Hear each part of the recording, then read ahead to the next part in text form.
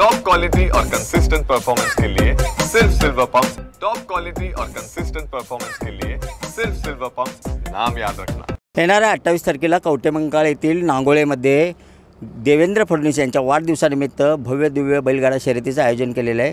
आपल्यासोबत भाजपचे आमदार गोपीचंद पडळकर आहेत, आपण जाणून घेऊया। भाऊ, मला सांगा कशा पद्धतीचं नियोजन आहे? 28 तारखेला देवाभाऊ केसरी बैलगाडी शर्यतीचं आयोजन केलं आहे। गेले 12 वर्ष महाराष्ट्रामध्ये बैलगाड्यांच्या शर्यतीवरती बंदी होती आणि या बैलगाडा शर्यती चालू व्हाव्या म्हणून राज्याचे मुख्यमंत्री तेव्हाचे आणि आत्ताचे माननीय देवाभाऊंनी अत्यंत प्रयत्न केले होते आणि हे सर्व बैल हा त्याच्या बैलाच्या रक्तामध्ये पळण्याचे जीन्स नाहीत असं जे काही लोकांचं म्हणणं होतं ते सिद्ध करण्यापासून बैलगाडा शर्यत सुप्रीम कोर्टामध्ये भूमिका मांडणं, हायकोर्टामध्ये भूमिका मांडणं इतकं मोठं काम देवाभाऊंच्या माध्यमातून झालं होतं आणि त्यामुळेच आता बैलगाड्याच्या शर्यती या महाराष्ट्रभर सुरू आहेत।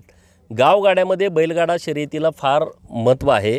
बैलगाडा शर्यतीशिवाय यात्रा होत नाही, बैलगाड्याच्या शर्यतीशिवाय एखादा वाढदिवस होत नाही, अशी सगळी परिस्थिती आहे आणि म्हणून ज्यांनी ह्या बैलगाडा शर्यती चालू केल्या त्यांच्या वाढदिवसाच्या निमित्तानं संदीप बाबा गिड्डे आणि त्यांचे सर्व सहकारी मित्र, भारतीय जनता पार्टीचे सर्व पदाधिकारी यांच्या माध्यमातून नांगोळे तालुका कवटेमंकाळ जिल्हा सांगली येथे 28 जुलैला सकाळी 9 वाजता या बैलगाडा शर्यतीचं आयोजन केलेलं आहे।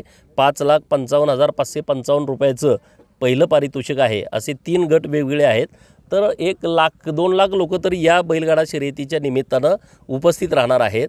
या बैलगाडीची शर्यतीचं उद्घाटन हे सांगली जिल्ह्याचे पालकमंत्री आणि राज्याचे उच्च तंत्र खात्याचे मंत्री माननीय चंद्रकांत दादांच्या हस्ते आहे आणि जे आपल्या ग्रामीण विकास खात्याचे मंत्री आहेत माननीय जयाभाऊ गोरे त्यांच्या उपस्थितीमध्ये या शर्यतीचं आयोजन केलेलं आहे।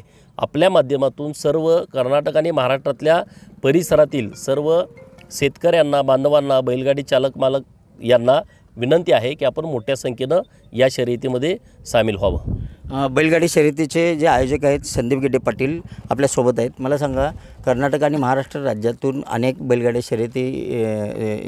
शर्यतीत सहभागी घ्यायला गाड्या येतात, यांची संख्या काय आहे आणि कसं नियोजन केले?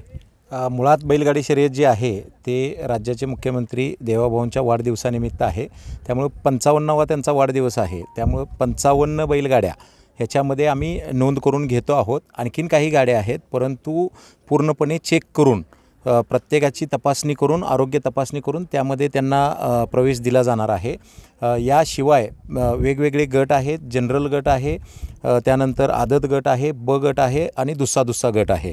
तर पशुवैद्यकीय डॉक्टरांच्याकडनं तपासणी झाल्यानंतर गट वाईज हे शर्यती ज्या आहेत त्या सोडल्या जाणार आहेत। प्रामुख्याने ज्यावेळेला मान्यवर या ठिकाणी उपस्थित राहतील त्यावेळेला जनरल गट जो आहे तो जनरल गट सोडला जाणार आहे आणि जो सगळ्यात मोठा मानाचा जो आहे 55वा वाढदिवस असल्यामुळे 5,55,555 रुपयांचं ते बक्षीस आहे। तर देवाभाऊ केसरी म्हणून जो हे आहे, तर आता आम्हाला सगळ्यांना वेध लागलेले आहेत की देवाभाऊ केसरी जो आहे तर तो कोणाला किताब जातोय ह्याच्याकडे सगळ्यांचं आता लक्ष लागलेलं आहे।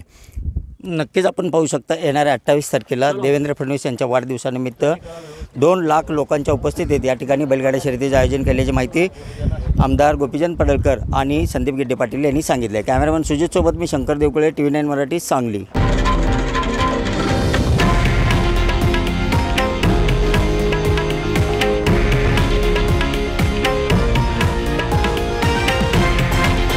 हे आहे देशातील नंबर 1 न्यूज नेटवर्क आणि आपण पाहत आहात TV9 मराठी, एकमेव।